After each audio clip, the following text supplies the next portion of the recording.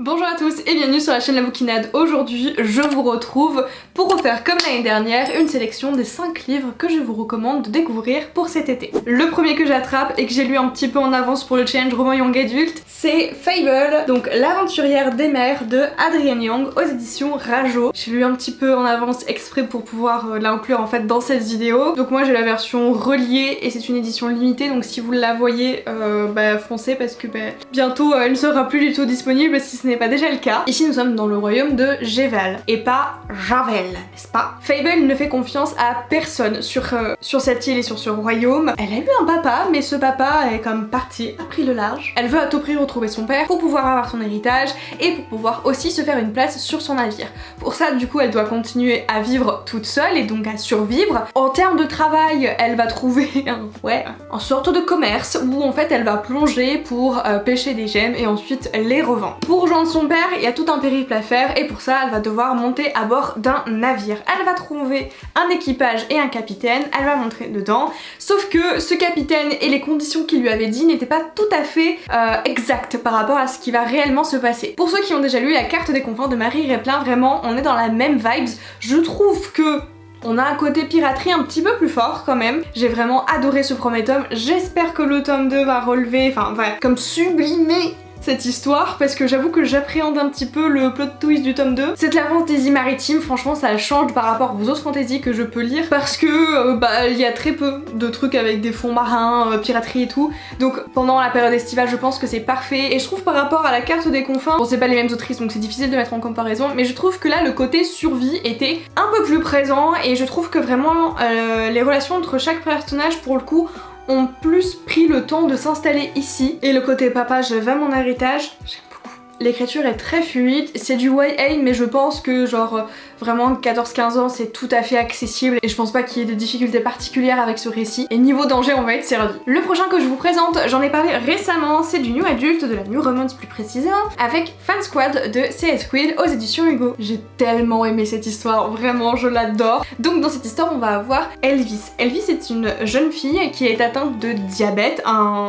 je sais plus quel stade, mais niveau assez élevé. C'était la première fois que j'avais une protagoniste qui avait cette maladie et je trouve ça hyper bien parce que ça touche tellement de monde et moi il y a tellement de personnes dans ma famille qui ont du diabète et genre j'ai trouvé ça hyper bien que ce soit évoqué dans ce roman et même bien plus qu'évoqué quoi, c'est vraiment un thème à part entière du livre. Mais bon, revenons à Elvis. Donc Elvis a du diabète, elle vit aux États-Unis donc la sécurité sociale, les remboursements et tout c'est pas du tout la même qu'en France, elle galère beaucoup plus et elle a extrêmement besoin de son taf pour pouvoir avoir des soins médicaux adaptés et son travail consiste à être community manager et les community managers pour plusieurs entreprises slash personnalités publiques. Donc c'est une entreprise qui chapeaute tout ça et elle a du coup plusieurs missions avec plusieurs personnes différentes. Donc en gros elle va créer du contenu et elle va gérer l'image en ligne de ces personnalités et entreprises là. Un jour va y avoir le chanteur d'un groupe qu'elle aime particulièrement, le chanteur des Handful, Hoxton Briggs, qui va se retrouver à être le client de cette entreprise. En fait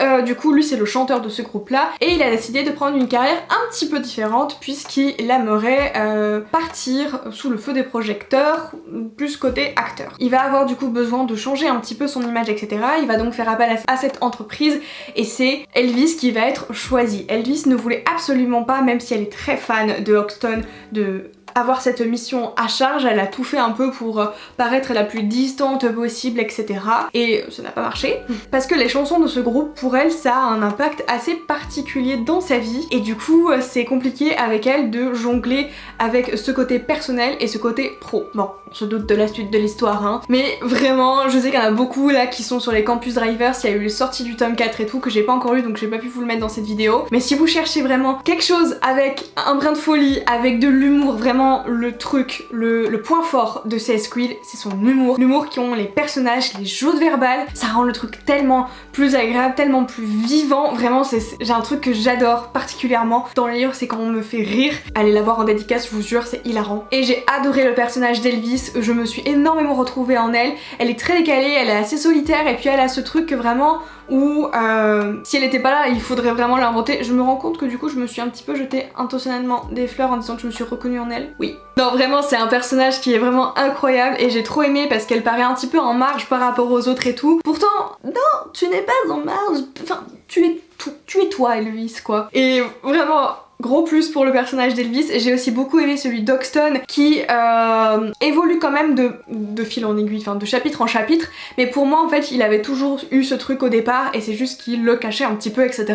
Mais vraiment, pour moi, la plus belle évolution, c'est celle d'Elvis parce que tu la vois prendre confiance en elle et tu la vois prendre une estime d'elle et qui va elle-même la surprendre et vraiment mais j'ai adoré ce duo, j'ai adoré aussi les autres personnages, le fait aussi que ça mêle de la musique, vraiment un sans faute quasiment pour ce fan squad, chapeau chapeau, et j'aimerais bien qu'elle fasse d'autres livres tirés de d'autres personnages de fan squad parce que je trouve que il y a du potentiel. Ça fait un petit moment que je vous ai pas parlé de recueil de textes et celui-ci c'est celui de Léa Jeunesse, Tu as oublié mon cœur en partant, publié chez la Collection R. Donc Léa Jeunesse est une autrice qui s'est fait connaître par ses écrits en auto-édition et qui a pu être publié chez Collection R. Ça c'est son tout premier édité en maison d'édition classique et elle en a sorti un peu plus récemment que je n'ai pas encore pu lire. Et celui-ci, je pense que pour la saison estivale, il est vraiment parfait, il a exactement ce qu'il faut. C'est une sorte de témoignage quelque part. C'est un recueil de textes poétiques où Léa Jeunesse va parler de la première fois dont elle est tombée amoureuse et de quand la relation s'est terminée et quand du coup les sentiments étaient toujours là et ont évolué en plusieurs choses différentes. Je trouve que Léa Jeunesse a une plume très douce et en même temps t'es pas poignante, hein, des fois ça y va, mais ça se lit extrêmement bien, c'est très agréable, c'est aussi je trouve très profond et c'est vrai que je vois peu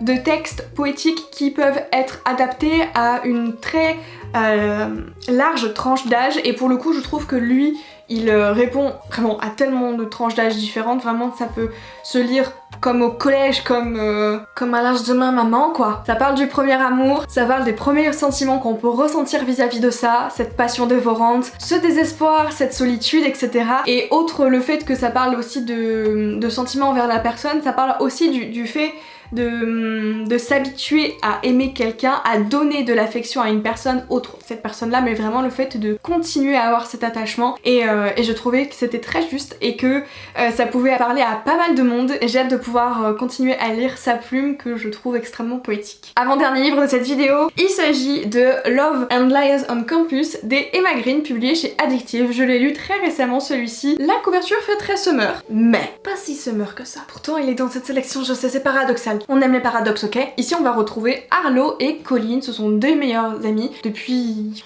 des temps presque, et ils sont tous les deux à la même fac, à la même université, c'est l'université de San Diego, jusqu'à l'arrivée de bébé Tilly, et bébé Tilly c'est la petite sœur de Colleen, qui du coup a toujours connu Arlo, qui a toujours connu Arlo et Colleen, Colleen et Arlo, toujours des inséparables. Attention, je vous vois venir, je sais que vous allez déjà trouver des trucs clichés et ça va pas tourner autour de ça. Arlo et Colleen se complètent et en même temps se soutiennent sans vraiment, comment dire, surdire les choses. C'est quelque chose d'assez indéfinissable dans cette amitié, je trouve que ça a été très très bien fait parce que vraiment ils ont ce truc de... Ils ont eu certaines choses terribles à vivre dans leur vie, mais ils continuent à s'épauler sans forcément comprendre à chaque fois ce qui se passe pour l'autre. Je sais pas si c'est très bien expliqué. Arlo a toujours veillé sur les sœurs Sinclair, donc c'est leur nom de famille à Colleen et Tilly, et vraiment il a toujours veillé à ce qu'elles aillent bien et les parents des filles considèrent Arlo d'ailleurs un peu comme le grand frère qui doit protéger ses sœurs. Bon, ce qui se passe, vous avez un petit peu compris, c'est que Arlo va commencer à voir Tilly différemment, plus comme une petite fille, etc.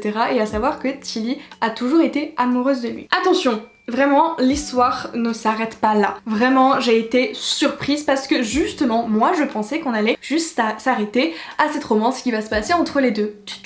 Ici on parle d'amitié, on parle du fait aussi d'être un enfant abandonné, on parle du fait d'être abandonné et de se sentir seul alors qu'il y a plein de monde autour, on parle de dépendance à des substances, on parle de grandir sans vraiment avoir de figure parentale fiable, on parle de la découverte de soi et on parle aussi du deuil complètement. Et vraiment j'ai été mais tellement brisée, c'est la première fois que un personnage masculin avec vraiment le truc du bad boy cliché du new adulte, au départ de présenter un petit peu tel quel, je l'ai adoré. J'ai adoré Arlo qui finalement est pas du tout représentatif de ce cliché qui pour moi du coup sort de ce cliché là, même si au début il y est clairement, mais Arlo m'a fondu le cœur par tout ce qui est arrivé et par tout ce qui arrive à d'autres personnages. J'ai adoré la famille des Sinclair, il y a eu tellement d'événements qui se sont passer pour eux et de... Enfin vraiment à chaque fois tu comprends et tu te dis oh punaise, c'est pour ça qu'il a réagi comme ça. Vraiment les Emma Green m'ont complètement surprise, c'est le 3e livre que je lis d'elle.